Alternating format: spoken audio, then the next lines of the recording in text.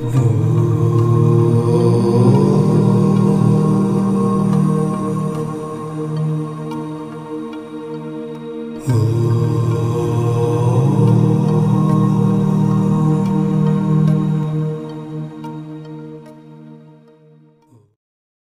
जगन्नाथ। नमस्कार प्रिय दर्शक बंधु, मु संतोष कुमार दास आपण मानक मोर channel Maharshi astro and vastu research centre को स्वागत जनाउछि। दर्शक बंधु, आमे पूर्व एपिसोड मानकरे राशि राशि कोण, ग्रह, नक्षत्र एवं गृहाधिपति बा भावर अधिपति, घरर अधिपति से विषय आलोचना करथिले। आज एपिसोड रे आमे ग्रह मानकर डिग्री एवं ग्रह मानकर उच्च गृह को घरे ग्रह माने उच्च होती से विषय आलोचना करवा। आसन जा व्हाइट बोर्ड पाखक।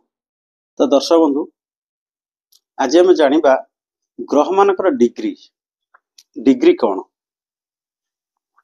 ना। मु आपन को द्वितीय एपिसोड कहती कुंडली विषय ये समस्त हूँ 360 डिग्री एवं प्रति घर को 30 डिग्री रे भाग करा जाइछि। तेणु 12टा घर 30 डिग्री लेखा प्रत्येक घर 30 डिग्री लेखा भाग करा जाइछि। बुझिपाले कि तेणु से डिग्री विषय हम आज पढ़िबा।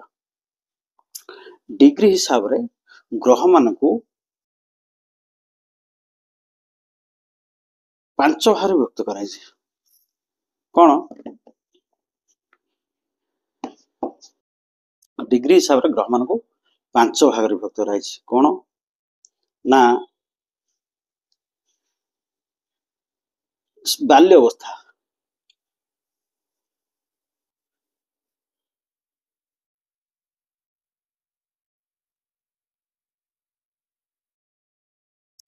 एक रहला बाल्यावस्था, 2 रहला कैशोर,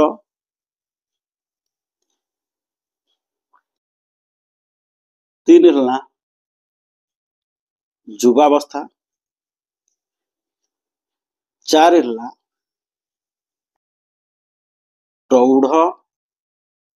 प्रौढ़ावस्था, 5 रहला वृद्धावस्था।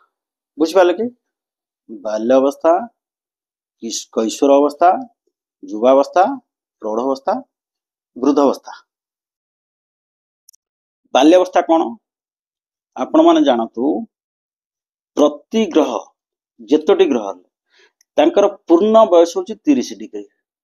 बुझिपाले, प्रत्येक ग्रहकर पूर्ण बयस होची 30 डिग्री। मु कहितल ना 30 डिग्री। प्रत्येक ग्रहकर पूर्ण बयस होची 30 डिग्री हला। ये 30 डिग्री को 5 भाग रे विभक्त कराइछि। बुझिपाले कि 30 डिग्री को 5 भाग रे विभक्त कराइछि। तेणु प्रत्येक डिग्री हैला प्रत्येक केते डिग्री हैला ना 6 डिग्री। 5 भाग रे विभक्त कर देले 30 रु 5 6 डिग्री हैला। तेणु प्रत्येक अवस्था को 6 डिग्री ग्रह माने भोग करी आसंती। बाल्यावस्था होची 6 डिग्री, कैशोर अवस्था 6 डिग्री, युवावस्था 6 डिग्री, प्रौढ़ावस्था 6 डिग्री, वृद्धावस्था 6 डिग्री। बुझिपाले, प्रत्येक अवस्था को 6 डिग्री ग्रह माने भोग करते।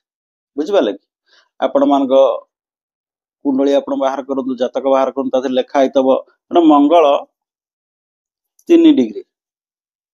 आपण जानिले कोन ना गोटाए ग्रह बाल्य अवस्था भितर अछि। 3 डिग्री में 6 डिग्री भितर 6 डिग्री कम बाल्य अवस्था भितर अछि। सेतबे से ग्रह केते परसेंट आपण मान को फल दबो ना 25% फल दबो। बुझिपाले कि गोटाए ग्रह शुभ रे अछि, भल रे अछि, आपण पई मित्र ग्रह, आपण कुंडली रो मित्र ग्रह से 3 डिग्री भितर अछि।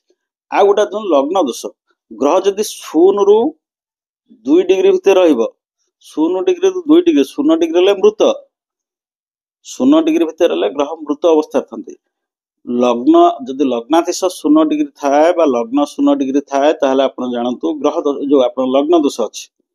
कुंडली ले लग्न दोष थाए, लग्नाधिप जदि 0 डिग्री थाए, लग्न यदि 0 डिग्री थाए बा लग्नाधिप 0 डिग्री थाए ताहले लग्न दोष रहा आप जानते 0 ରୁ 2 डिग्री भितर ग्रह पूरा पावरलेस माने बाल्यावस्था आप 6 डिग्री बाल्यावस्था छोट छुआटा सी कौन कर माने सेजरे शोई सी आप कौन फल दब बुझिपारे कि तेणु 2 ରୁ 6 डिग्री रहा हाँ से 25% फल दब 6 ରୁ 12 आपन को 50% फल दब युवावस्था 100% फल दब बुझिपारे कि प्रौढ़ अवस्था पुणी 50% फल दब वृद्धावस्था 25% फल दब पुणी 28 ରୁ 30 डिग्री गले ग्रह पुणी पलैला वृद्धावस्था एकदम खराब तार पलैला एकदम निजोरी आगला 30 ରୁ एकदम तो 29 0 डिग्री से ग्रह मृत बुझिपारे 0 डिग्री सबल ग्रह मृत थाए बुझिपारे तेणु 28 ରୁ 30 गले माने किसी फल से दे पार 1% 2% फल दब तेणु आम जानले जो डिग्री 6 डिग्री है कौन बाल्यावस्था 12 डिग्री पूरी 6 डिग्री गला ना 12 डिग्री गला युवावस्था कैशोर अवस्था 12 डिग्री युवावस्था हूँ 12 6 18 डिग्री 18 डिग्री जो गोटे ग्रह थो 12 ରୁ 18 डिग्री तो आप जानते युवावस्था 18 ରୁ 24 डिग्री 8 6 14 6 6 डिग्री मिसे मिसला 8 6 14 डिग्री 24 डिग्री प्रौढ़ावस्था पुणी 24 ରୁ 30 डिग्री हेले वृद्धावस्था है 24 ରୁ 30 वृद्धावस्था होगला ग्रह मानकर तेणु बाल्यावस्था कैशोर अवस्था युवावस्था प्रौढ़ावस्था वृद्धावस्था बुझिपारे कि 0 ରୁ 6 डिग्री आपणकर बाल्यावस्था 6 ରୁ 12 डिग्री है कैशोर अवस्था आम जानिले 0 ରୁ 6 डिग्री होगा बाल्यावस्था 6 ରୁ 12 डिग्री होगा कैशोर अवस्था 12 ରୁ 18 डिग्री होगा युवावस्था 18 ରୁ 24 डिग्री होगा प्रौढ़ावस्था पुणी 24 ରୁ 30 डिग्री होगा आपणकर वृद्ध अवस्था बुझिपारे कि तेणु ग्रह माने यही डिग्री आपण कुंडली जातक देखिए ग्रह माने केते डिग्री भितर अच्छी ताहले से अनुसार से फल दिखती जदि शत्रु ग्रह होतब से शत्रुवता आपको फल दब जदि मित्र ग्रह होतब मित्र भाई आपको भल शुभ फल दब शत्रु होते अशुभ फल दब से अनुसार अशुभ फल दब से अनुसार शुभ डिग्री हिसाब से पावर था शक्ति था बुझिपारे ये हूँ ग्रह मानकर शक्ति बुझिपारे यही अवस्था एति डिग्री यही अवस्था ग्रह मान था से अनुसार फल दिखती मित्र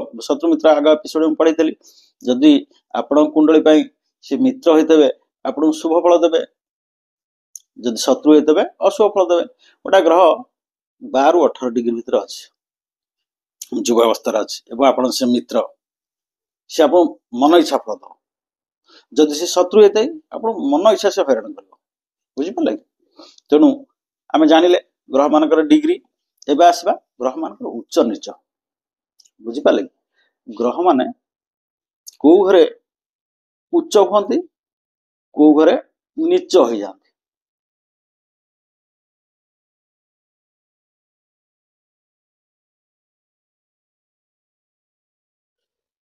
देखो आमर आम जानी 9टी ग्रह 9टी ग्रह भितर को ग्रह को घरे उच्च होती ये जो 12टा घर रहा 12टा घर भितर सब राशि रे नंबर अनुसार लग्न अनुसार आप गणिने आपण कौ राशि को ग्रह उच्चा रहते मेषरे उच्चा था रवि रवि मेषरे उच्चा था आ शुभ ग्रह होता से भल फल देवे अशुभ ग्रह होते सी खराब फल देवे आप कुंडली यदि रवि मित्र ग्रह होते सी आपन को भल फल देवे जदि शत्रु ग्रह होते उच्चार अच्छा उच्चा जगार अच्छा प्राइम मिनिस्टर होगी बही से जहाँ चाहिए से करेंगे तेणु रवि एठी उच्चा सब मन रखु जो ग्रह जो घर उच्चा तार 7 नंबर घर नीचा हो जाते रवि मेषर उच्चा तुला नीचा हो जाते ये नीचा हो जाते बुझिपारे कि तेणु मन रखु आप खाली एति मन रखु ग्रह जो घर उच्चा तार 7 नंबर घर एवं गणिगले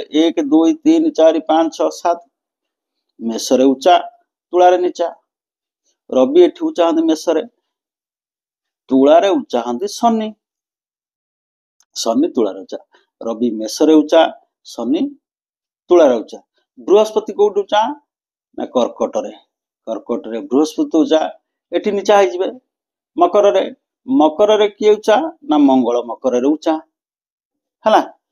मकररे मंगल उच्चा, कर्कटरे नीचा है जिवे। बृहस्पति कर्कटरे उच्चा, मंगल 7 नंबर घर मंगल नीचा है जिवे।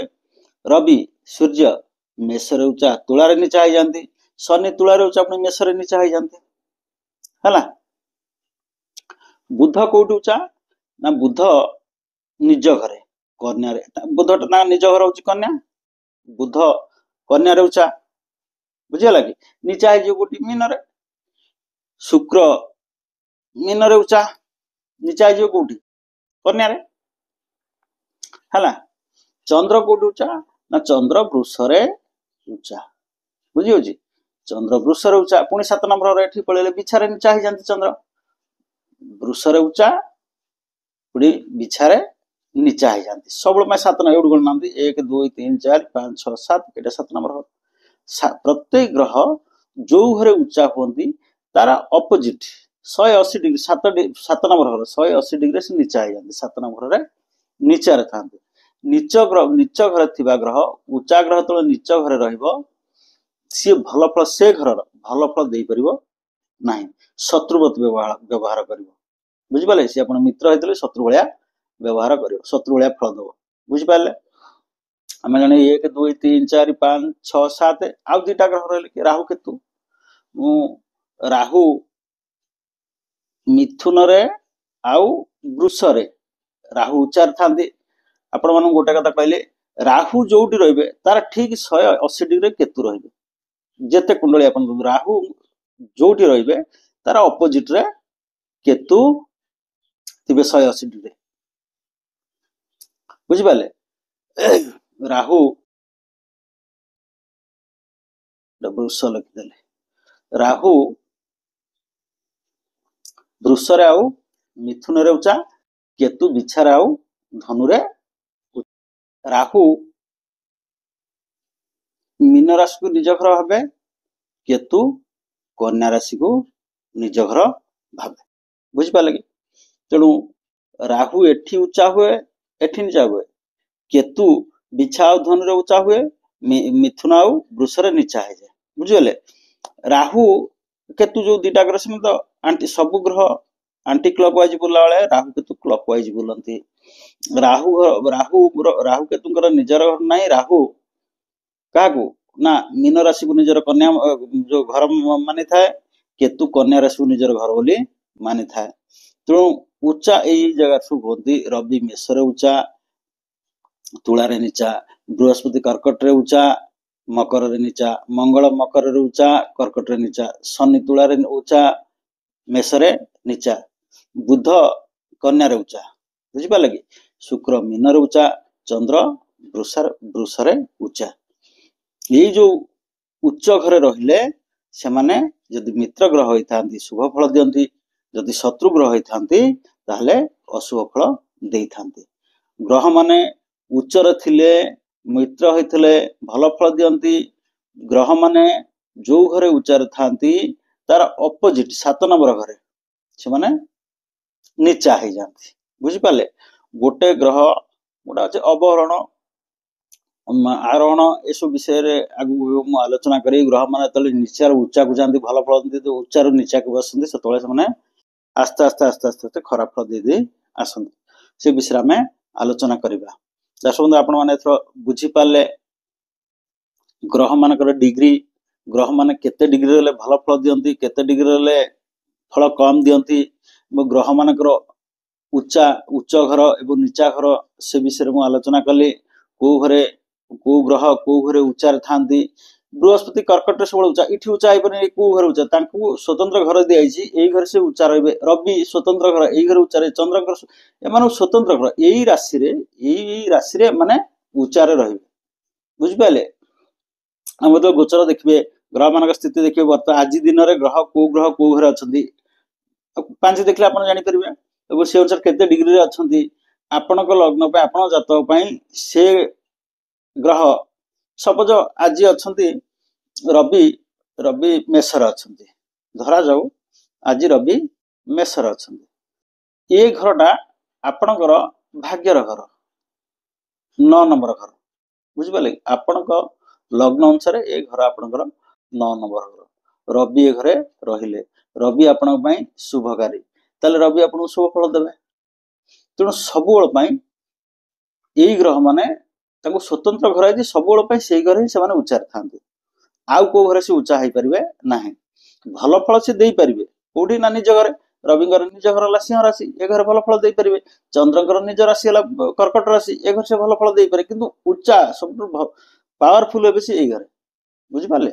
ଚନ୍ଦ୍ର ବୃଷରେ ପାୱାରଫୁଲ, ବୃଷ ରାଶିରେ, ରବି ମେଷ ରାଶିରେ ପାୱାରଫୁଲ, ବୃହସ୍ପତି କର୍କଟରେ ପାୱାରଫୁଲ, ମଙ୍ଗଳ ମକରରେ ପାୱାରଫୁଲ, ବୁଧ କନ୍ୟାରେ ପାୱାରଫୁଲ, ପାୱାରଲେସ୍ ଜିମିନରେ, ଶୁକ୍ର ମୀନରେ ପାୱାରଫୁଲ, ପାୱାରଲେସ୍ ଯିବେ। ନା ସ୍ୱତନ୍ତ୍ର ଘର ହେଇଛି, କୋଉ ଘରେ କିଏ ରହିବେ ପାୱାରଫୁଲ ରହିବେ, ବୁଝିପାରିଲେ? ତେଣୁ ଆପଣ ମାନେ ସବୁ ବୁଝିପାରିଲେ। ସବୁବେଳେ ମୋ ଏପିସୋଡ ଗୁଡା ଦେଖିଲା ବେଳେ ଆପଣ ନିଜ କୁଣ୍ଡଳୀକି ନିଜ ଆଗରେ ରଖନ୍ତୁ। କୁଣ୍ଡଳୀ ରଖିଲେ ଆପଣ ବୁଝିପାରିବେ ଏବଂ ମନ ରହିଯିବ ଏକାଥରେ। କୁଣ୍ଡଳୀ ଦେଖିକିରି ଆପଣ ଜାତକ ଦେଖିକିରି ଆପଣ ମୋ ଏପିସୋଡ ଦେଖିଲେ ଆପଣଙ୍କର ମନ ରହିଯିବ।